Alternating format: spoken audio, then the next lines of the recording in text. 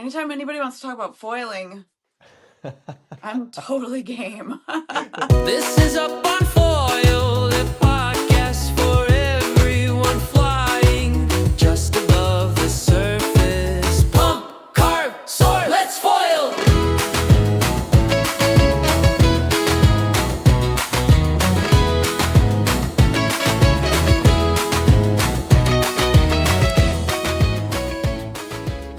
Welcome to episode number 58 of Up on Foil, the podcast where we talk all about foiling. And today the episode is with Rebecca Hart out of Hawaii. So for you, it's 7 p.m.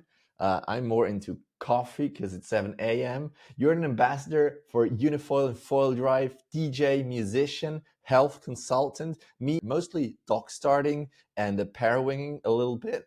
But let's talk about you. Is there anything I forgot to mention right at the start? Well, being here in Hawaii, we have to have a lot of creative ways to make money. One creative way my daughter and I found was creating a surf camp for kids where we clean the beach and teach them how to not create more microplastics. So I'm an environmentalist as well. That is super cool. And we're going to talk all about that. First, Hawaii for me is super far away. I've never been there. The only connection I kind of have is I did a podcast with Annie Reichert. Where in Hawaii are you? North shore of Kauai. The town I live in is Kilauea, and I'm North Shore Kauai, where the Irons brothers are from. Very nice. Very nice. All right, I'm going to put a map somewhere here so people can see. Maybe you can tell us, were you born on Hawaii? How'd you got there? Well, I was actually born in the land of lakes in Minnesota. Grew up wakeboarding. When I was a young girl, I knew I wanted to be near the ocean. I just loved being on the water all the time. And so I moved to Hawaii when I was 18 and studied at the University of Oahu or University of Hawaii, Manoa.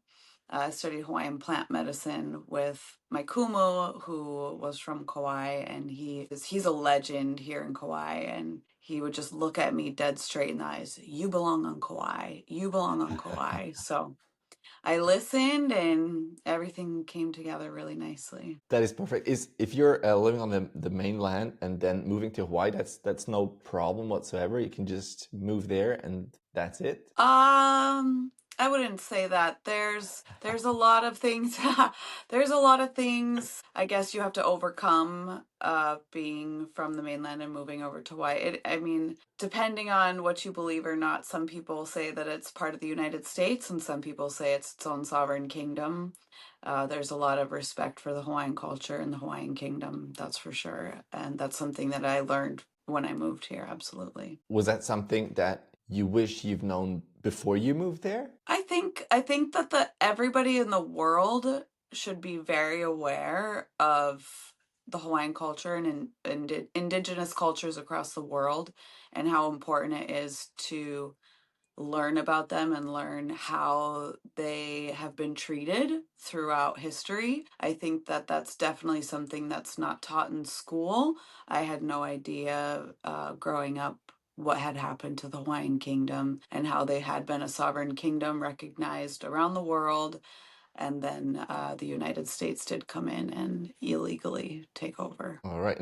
But how do you feel living there? I mean, just talking from a water sports perspective, it sounds like paradise.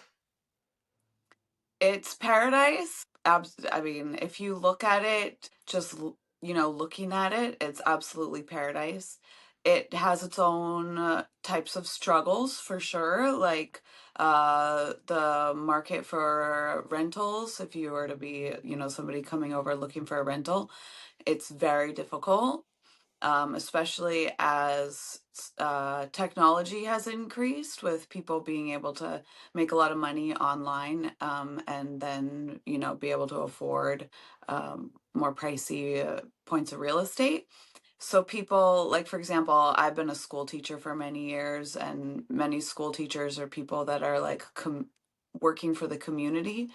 They have had price points taken out, if that makes sense. It's Yeah. just really high cost of living. So, All right. And it's but different, obviously, than if you would to come just for vacation. Absolutely. Yeah, absolutely. Vacationers even nowadays it's been a struggle for the average person to come on vacation because the price points have gotten so high. Yet, in the foil community, surf community, foil community, people love to share, like, come on over, you can come stay with me. So we work as a community, as in the foil community. Like when you're friends with other people, like they want to make, you can camp in my backyard, you can sleep on my couch, those kind of things. So that's still everywhere. Is there that's very interesting because I feel like here at the moment the foil community is super helpful. One helps everyone. When I look at surfing, where I surfed, the little times I surfed, sometimes it was difficult because you have the localism. Is the foil and the surf community similar where you live, or you have these sort of problems sometimes? Well, it's interesting because I went surfing today and I do a lot of foiling. I used to surf. I surfed for a very long time. And once I started foiling, yes, the foiling community is much more welcoming to other foilers than the surf community because we have so much space in the ocean to take off. We don't have like the same takeoff point. And that's why even today in the water, when I was surfing after foiling all morning, I went surfing and I'm like, oh, there's so many people in the lineup. There's so many people at one takeoff spot. And I'm not used to that anymore because we have so much space and we can catch one little lump that is like what surfers would consider like a trash wave, like not a good wave, like a garbage wave, right? Like it would just go on by and nobody would even think twice. Where us foilers are like, that's such a perfect wave, oh my gosh. And we can ride it for so long. So no, the surfing community and the foiling community are different in that respect. However, I am embedded in the surf community here and I love our surf community. I just went to, I did the sounds, I'm a DJ, right? So I do a lot of sound systems for things. We did a film for the Andy Irons Festival, and it's a festival that's been going on for 20 years. And it was started by Bruce and Andy, and now Lindy, Andy's widow, takes over it. And it's one of the best events in the whole entire state.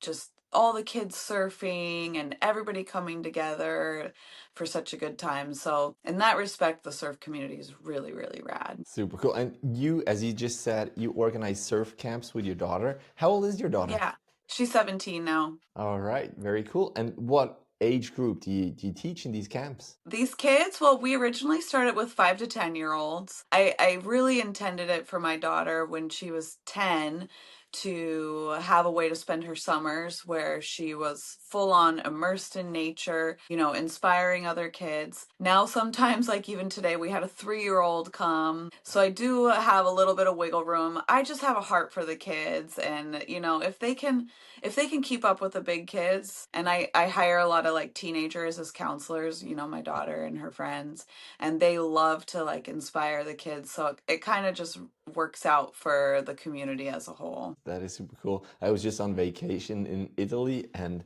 my sons and my daughter also went on the surfboard. It's a little foamy and just in the white water, and they had so much fun just sliding down these waves. It's so fun. When you're out there with the little ones, are you sometimes on the board with them, or you just give them a little push in the white water? How do you do that? Both. Yeah. For the really, really young ones, we definitely ride with them tandem. And then, as they feel more comfortable, because the thing that I learned even from raising my own daughter is not to push. I definitely pushed her to surf, and what would happen is then she wouldn't want to do it. So once I let go and was like, when you want to go, then it's time. So we never push the kids to surf ever. So it's only the ones that really want to go out. And if they're ready, then they go out on their own. And what's really cute is a lot of the girls in particular, they like to go 2, 3 girls at a time on a board. Oh, really? And they're into gymnastics. And so they'll do their like gymnastics tricks. And and it's just a really fun time. It's a great way to just be healthy and have fun in the water. Very nice. That sounds amazing. So are these surf camps, are you doing those just in summer or all year long? We've been doing them as long as my daughter and I are like in town. We do them in summer, and then we'll do them like this was just our fall break. We've done them Christmas break, which is our winter break, and then spring break, depending on whether or not we decide to travel. This spring break, we're planning on going to Italy. I'm gonna hopefully try to find some waves. And then this winter, we're planning actually a surf and foil retreat in Nicaragua. So Very nice. Ah, yeah, we're Nicaragua, gonna do so some nice. traveling while I still have my daughter with me. I'm like, okay, we're gonna go have some fun before you go to college. Super cool. Those camps, are those just for locals and kids around the neighborhood, or are people coming on vacation and visiting your camps? We have both. Yeah, we people have heard about us on and they come on vacation, whether it's through the people that they book with or somehow in the community. We've definitely had a lot of people that were on vacation coming to our camps as well. Do you have a website or some Instagram you can plug here? Yeah. Yeah. Well, all of my things that I do, like all the 10 things that I do, are on my website. It's www.rebeccahartcares.com. And particularly the surf camp that was named from my daughter, IHI, like Hawaii, rainbowworld.com. All right. So she named that when she was like 9 years old when we were doing we were traveling. I had DJ gigs all over the US, and we were doing it all plastic free, like don't bring any plastic, don't eat out of any plastic. And so that's kind of how it evolved. Very nice. We're gonna put it in the show notes somewhere here. And before we get into your foiling story, maybe just your DJ life. You said that you still do that on events and whatnot. Did that change once your daughter was born, or has that always been the same with trips and stuff? Yeah, interesting. Great question. Because as you know, being a parent, it definitely changes your life. I started on the radio here in Kauai. I started with reggae on the radio. My name was the Irie Angel, and a lot of people in the community could just, know me for my voice. And when my daughter was born, um, I'm actually a single parent. When she was 4, basically, it's just been her and I as of her 4-year-old when she turned 4. And so I would bring her, and she had this thing for like making nests, she would call it. And she'd bring like blankets and pillows, and she'd put it all under my DJ booth. She would make her little nest. She would be involved. She would like sing Bob Marley songs on the radio, and she would pick songs and say shout outs. But it was also a night show. It'd start at 8 o'clock p.m. And so as she grew older and I couldn't carry her in and out in that evening time, I think she was there until about 10 years old. And then I said, you know what, I can't do this it was a Sunday night show. I can't do this every Sunday night anymore. I'm gonna have to take a break. And so I became like a sub on the radio. Well, meanwhile, I had already been asked to do parties and events, and then I got asked to do weddings. So I had been DJing. I DJ'd bars too and clubs as well. I don't do those very much anymore because I really like clean, sober living. So I love playing dance music. That's just like the weird thing is I love playing dance music. I don't really like being around drunk people very much. So Yeah, that's difficult um to juggle, huh? it is, but I guess like if I just put my headphone, that's why I like being like a DJ. I can like put my headphones in and just kind of like be in my own world. Um but I actually produce my own music. I have like my ears are really sensitive to like sounds, and I love like reggae. I love electronic dance music. So I put out like 3 different records with those kind of sounds.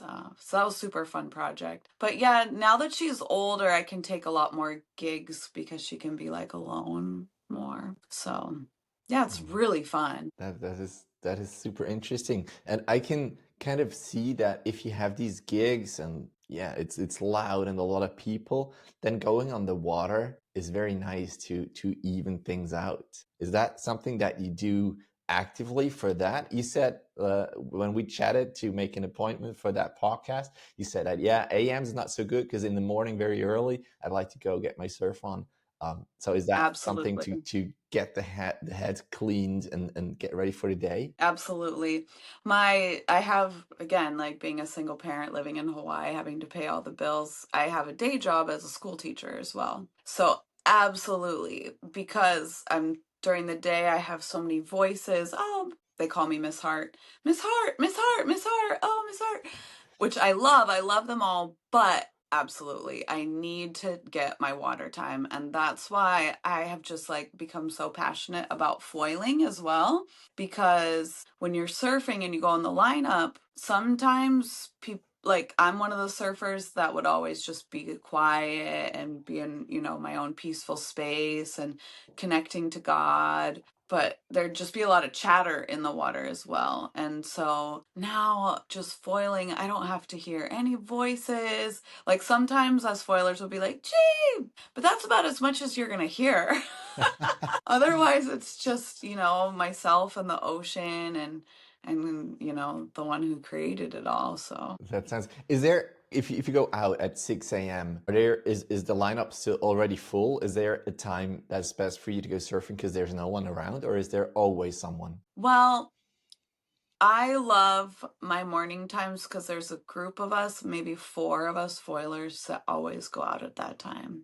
The reason that I love that in particular as well is because we're really remote and there's like no hospital or anything nearby. So we watch out for each All right, other. makes sense. So going up completely by myself, I don't think is safe. And we kind of have that code of conduct here as foilers. Even if we go to the beach and one is still out on the ocean, we'll stay and watch that other person to make sure that they're safe before we leave. So, All right, it makes a lot of yeah. sense.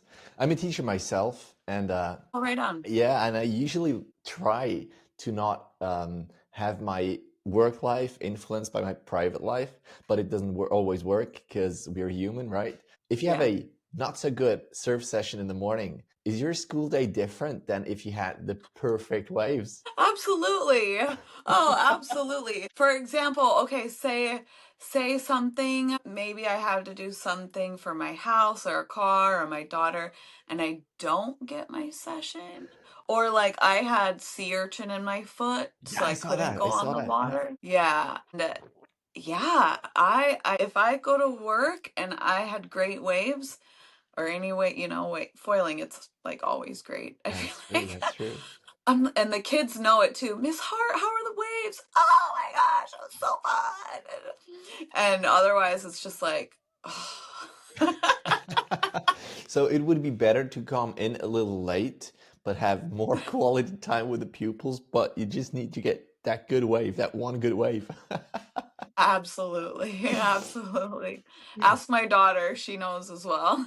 Yeah, it's just what it is. But it sounds perfect. Like having that morning routine, being active, and then go to work sounds like the perfect plan. Let's talk about your foiling though. You said you come from wakeboarding and then surfing. When was the first time you went on foil? Foiling it's about, I would say, 3.5 years ago. I started off wing foiling, which I think now looking back, I think is one of the most difficult ways as a Really? Oh surfer yeah, to that's right. start Yeah, yeah. foiling. Okay.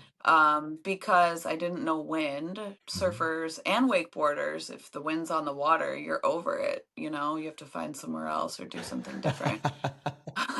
So I never knew how to read wind on the water until I started wing foiling. Hmm. But I got that down, and as a surfer, I was like, well, I want to prone foil. So I remember going out one day and thinking that I would get it.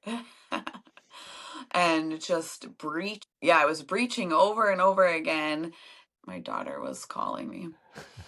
Told her I was doing this too, but that's kids. But yeah, I was proning and I was breaching, and I remember looking up and like asking God and being like, "What?"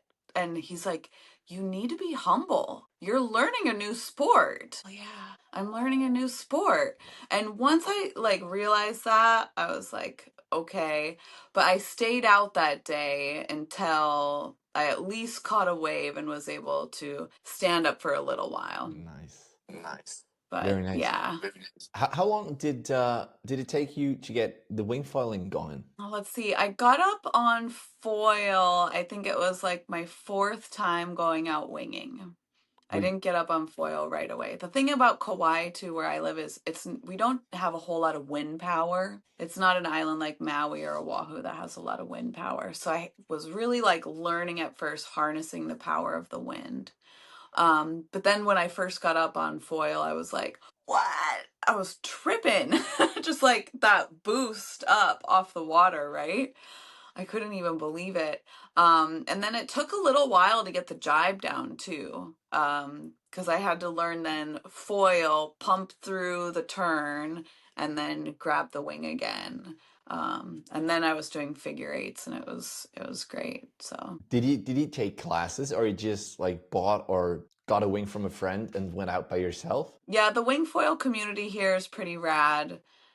Basically, we have a spot that's a beginner spot, and people down there are great about coaching. And yeah, so then I didn't even have to buy gear at first. It was just loaner equipment from other people.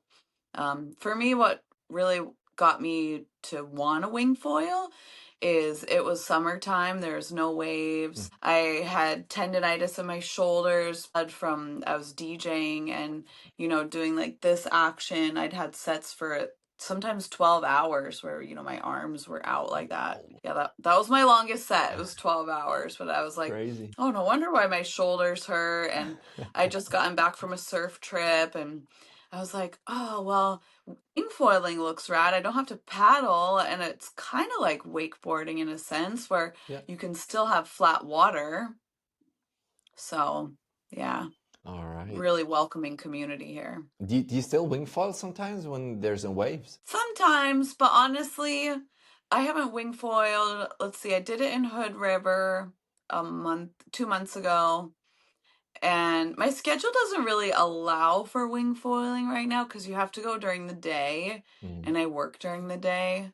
So I just get up, I have my like routine. I get up, I go foil driving for an hour and a half. I catch like just wave after wave after wave after wave for an hour and a half and then go to work. And then in the evening, sometimes it'll glass off again and I can go again. But because the wing foiling window is about noonish to like 3ish here, and I get off work at 3. So all right, and then it's yeah. done. You just talked about Foil Drive. You're an ambassador for Foil Drive. I've started to use Foil Drive this year as well. What setup are you using? And are you ever like prone foiling anymore, or just out with Foil Drive because you can just go to other places and take the wave at a different state? So that's such an interesting question because I love proning. One thing I love about proning is it's a lighter setup. So when you're on the wave, it's easier to like rip into the turn. But foil drive, I'm just guaranteed so many waves. It's just wave after wave after wave. And when I only have so much time, like who knows in my future if I'm going to have to work as hard, when my daughter goes off to college and all that. Like I hope that I don't have to work as many hours in a day. So I could prone more. Now I kind of, on the weekends, I'll be like, okay, I got to get a prone session in just to make sure, because it's just different. Make sure I still got it. But are you using the Slim or the Max? Oh, yeah, I use the Gen 2 Max. All right. Yeah. For just longer sessions. Yeah, I get about an hour 20 sometimes on the Gen 2 Max. I tried a sport battery this summer when I was in Hood River with the Unifoil team, and whoa, I love the sport battery because it is lighter, and so just maneuverability is a lot better when it's lighter. Again, I love the Gen 2 Max so much. It is hefty, so when you're pumping, it's kind of like you're also weightlifting in a sense, It's good exercise as well. But Yeah, it yeah, for definitely turns, it's is. different. I used the Slim for the first time on the last vacation, and that was Hmm. really incredible. Usually I dock start here because there are no waves. And with the Slim, it's not that big of a difference. It's maybe Mm, 3 kilograms and also a lot less drag. Yes, of course, a lot less time on the water as well.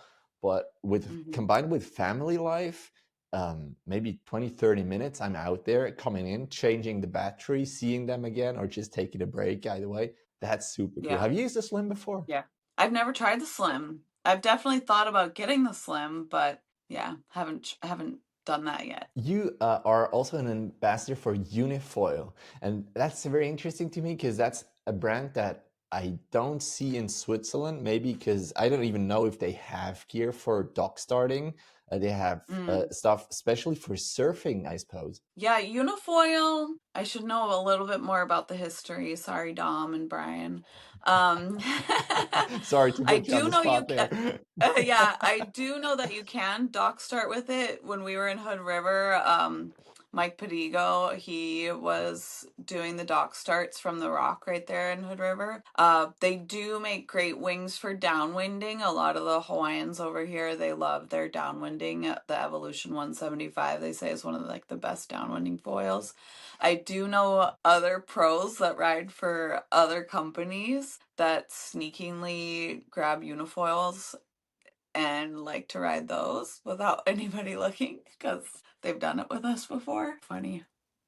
It's like reconnecting back. All Are you right. back now? Yes. Sorry, I had a little hiccup here. You were just saying that there are Probably pros because, that. Yeah, go ahead. yeah, probably because I was giving away a secret. You know what? Usually Riverside continues recording what you're saying and then just adds it to the feed later on. But yes, of course, there are some We'll see. people who can basically pump anything. What are you writing at the moment? What's your gear that you ride at the moment? So currently, as far as my foil, I have been riding the Evolution 115 now that the waves came back where I live. When the waves are smaller, I go on my 135, Evolution 135 or the Evolution 175. So I've got a little bit of a quiver there. I usually have my medium fuselage and the progression tail 14.5. I love my board.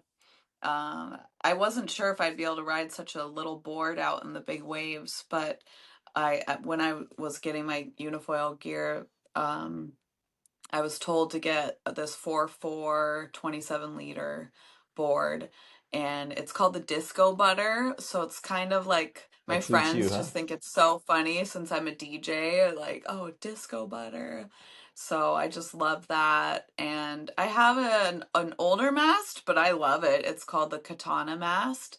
And that's 83 inches or 830 centimeters. Foil drive, you might know this, or actually, you don't get, like, you're in Switzerland, so you don't get that.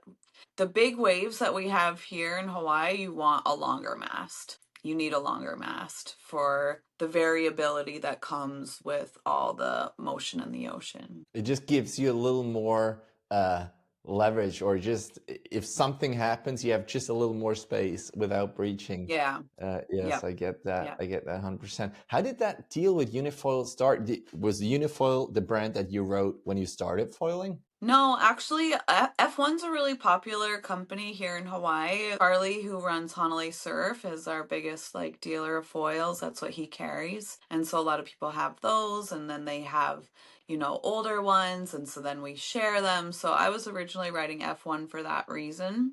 But actually, Nicole Solange, who's over on Maui, she found my profile on Instagram, and she's like, you should become an ambassador for Unifoil.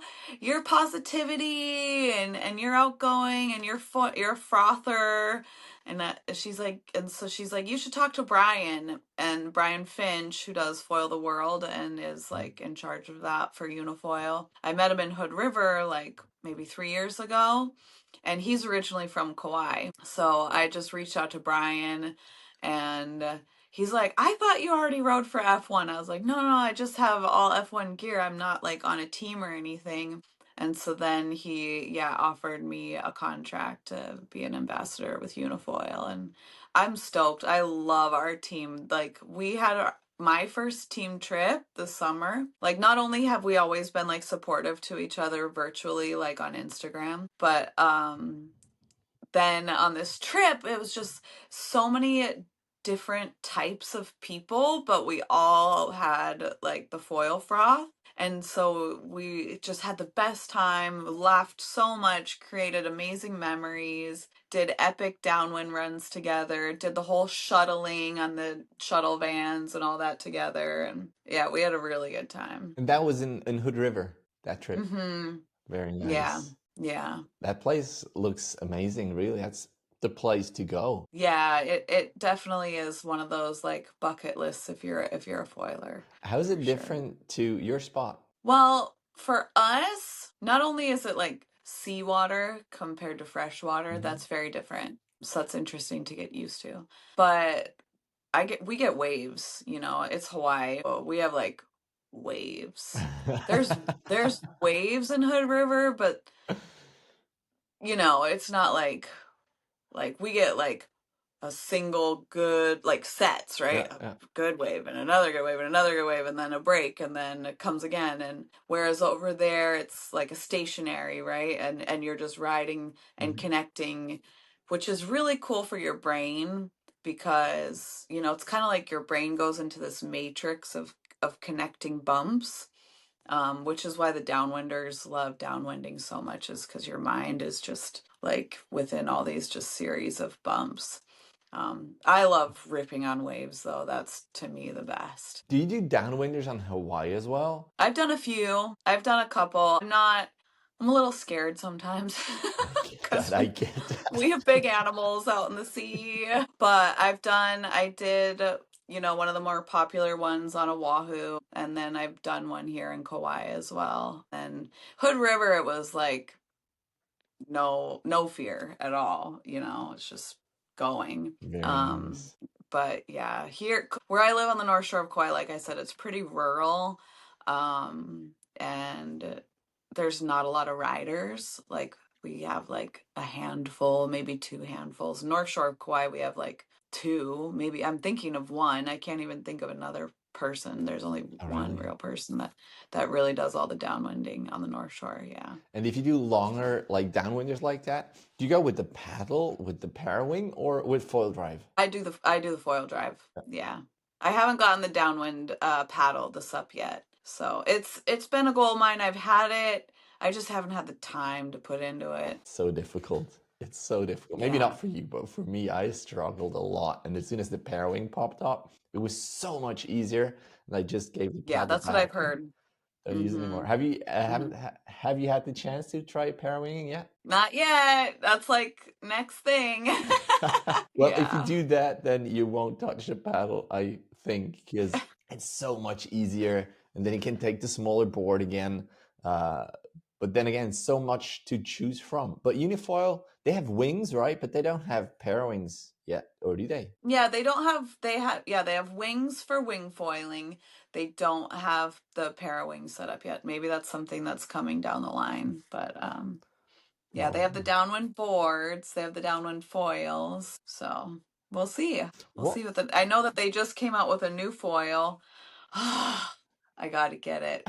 Have you heard of the aggression? I was on their website just before coming, but as I've never seen Unifoil live, except for maybe at the boat, like an exposition in Düsseldorf, I'm not really sure, yeah, which ones that I've seen. But no, tell me about it. So the aggression is their latest wing. It's basically just on order now. A couple of the ambassadors have already taken it out for a ride. I literally messaged my team manager and was like, I think I need to take that one out for a spin, because it's mid aspect, so it's like perfect for wave riding, and you know that's what I do here in Hawaii. Like, we Yes. literally have really good waves, so that would be perfect for Oh, yeah, I the see wave that. riding. But it's sold out. They're all sold out.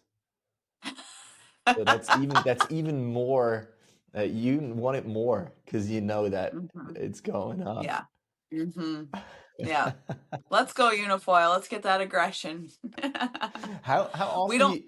Sorry, go ahead. Oh, I said we don't have a Unifoil shop on island too, so it's important for me to help our Kauaians over here get their hands on Unifoil. How is it? Because you said there are not many foilers where you live.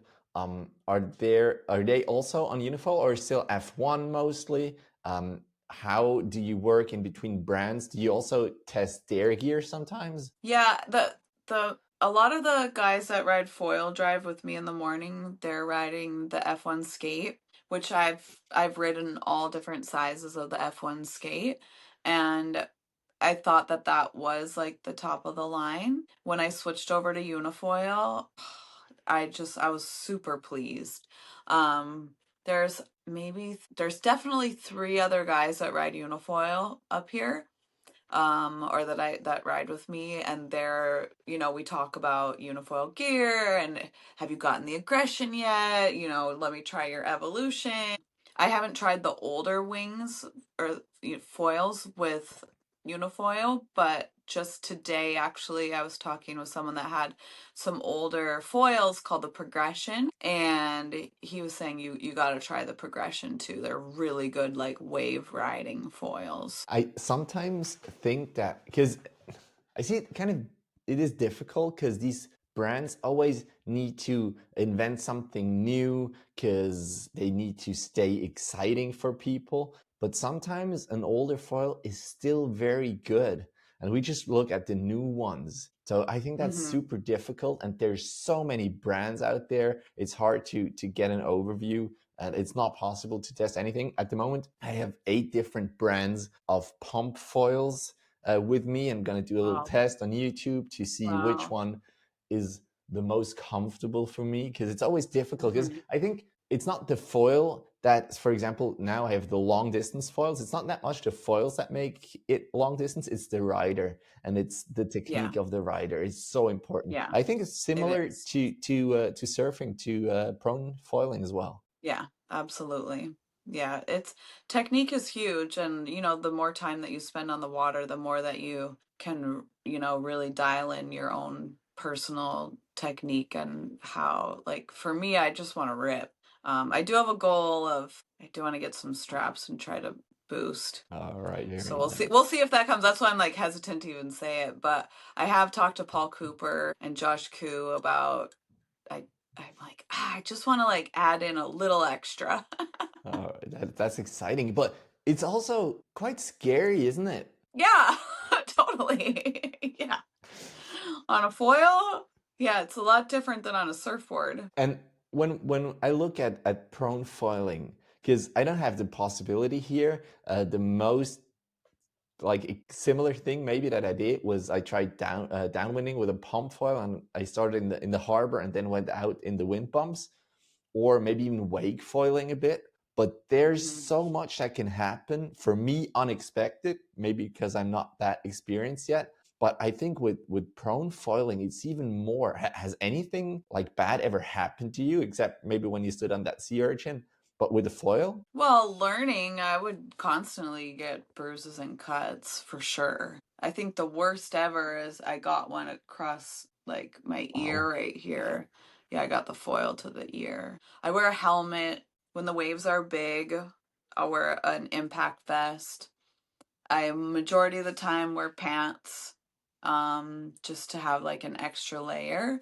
As I've gotten more proficient, thanks to God, I haven't gotten hurt. But when I was learning, I would have just like massive bruises across my legs, from the foil hitting my legs. So I think bruises is one thing, but cuts, because these things are yeah. daggers, really. And Oh, they are. sometimes, Yeah. if they're new or people actually like working on their foils, they're super sharp as well. And I think if Yeah. you're like out there, sometimes further out because you have foil drive, yeah, it can get really, really scary and dangerous as well. Do you have like a Yeah. safety kit with you, or you just trust yourself, trust your capabilities, and go for it with a certain maybe defense? Yeah. Well, safety is definitely huge and critical, and that's why, for me, I always make sure to go out with somebody else just in case anything were to happen because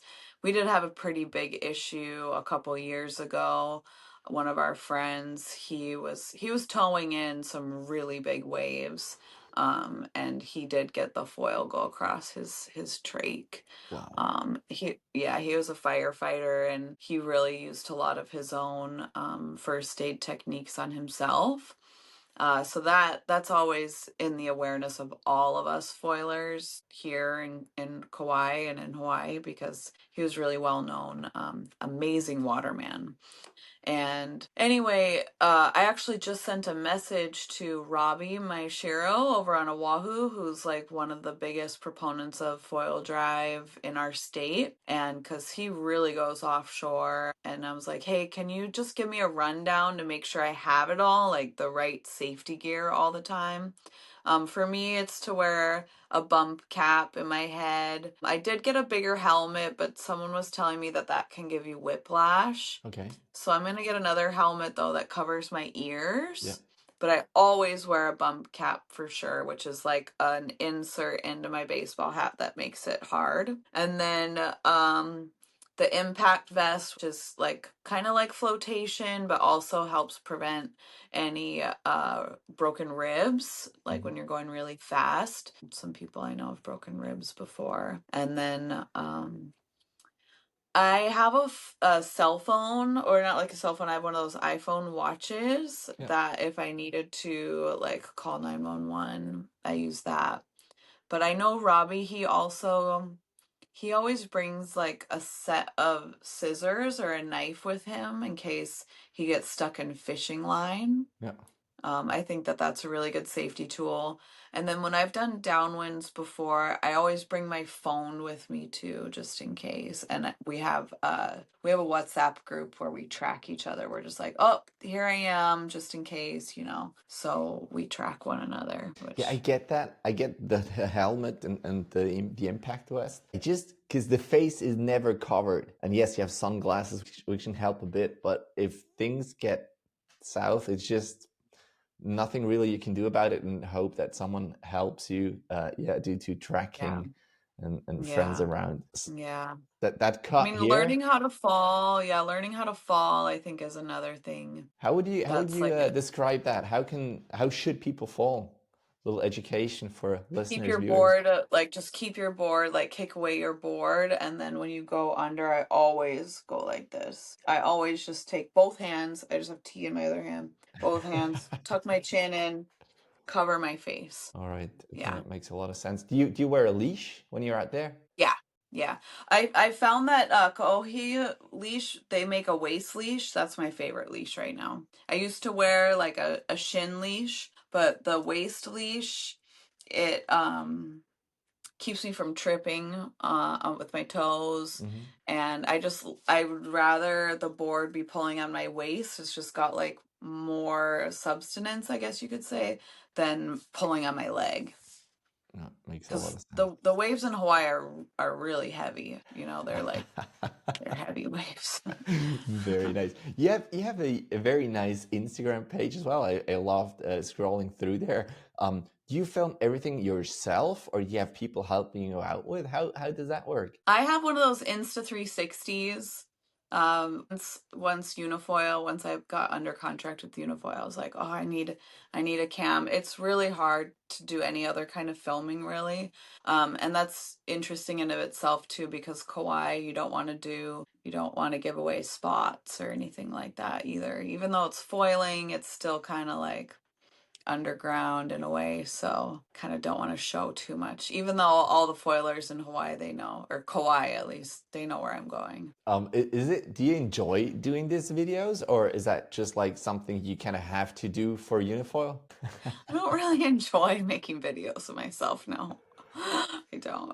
I think it's neat, like, because where I go is so far out, you can't really film from the beach. That's There's been a true. couple times where my daughter or my boyfriend will film me from the beach, and then I can at least see my technique Uh-huh. better. And like that's what I think would be beneficial, is to look back at my technique and be like, oh, I can hit the lip higher when I'm, when I'm going left, maybe I can like do a better bottom turn. But the first time that I did bring the Insta360 out with me, you have to learn how to like maneuver everything while you have the camera.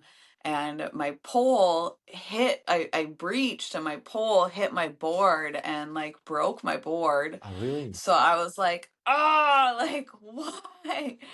Yeah. Yeah, So I really would prefer not to be doing selfies. and I also think it is that much harder if you have a camera in the other hand, and Oh not just yeah. have the hand for balance maybe, but also like thinking about where to put it. Oh, and then like starting the video, stopping the Oh, video. Like while you're riding, start the video, stop the how video. often have you Cause ridden and then realized, oh, I didn't press start, but had the whole oh, it's thing going? definitely yeah, it's definitely happened a handful of times. What do Or you the setting gets messed up, and when like if I fall, then the setting gets messed up, and then I have to like fix it all. exactly Yeah, forgot the SD card or something? yeah, Um, yeah. It's definitely another job. right? Where do you put it when you go out? Do you always hold it, or do you have like in your impact vest some place we can store it? On the I back. feel like I'm a samurai. Yeah, I Nice. put it behind my back, and then once I'm up, then I can pull it out. And then like if it runs out of batteries or anything, then I put it back on my All back. right, that's like a power Yeah. move. All right, it feels good. I should try that as well. I know, I kind of like that one. It's like, "Whoop-a-cha!" Very nice. I'm gonna try that as well. Super cool. Well, Rebecca, is there anything else you want to tell the world? Anything you have planned ahead that you want to share with people? Oh, I'd love to actually. I'm going to share a couple things. Is one, we have our Foilers of Aloha contest happening here in Oh, Kauai. nice. That's going to be happening in end of November. This is my third time that I'm going to be competing, and it's just a super fun time. There's a beach cleanup, all the money goes to the food bank, and it's just a great way for a lot of foilers to come together and celebrate foiling. It's man, foiling with the girls has been so epic. Like the first year I was so new, and the seasoned foilers were so kind. The girls were just so kind. It wasn't competitive. It was just like, let's go, and I absolutely love that. Friends for life I've met at the contest. So that's amazing. And then we're doing a foil retreat in Nicaragua, in northern Nicaragua. It's super rural.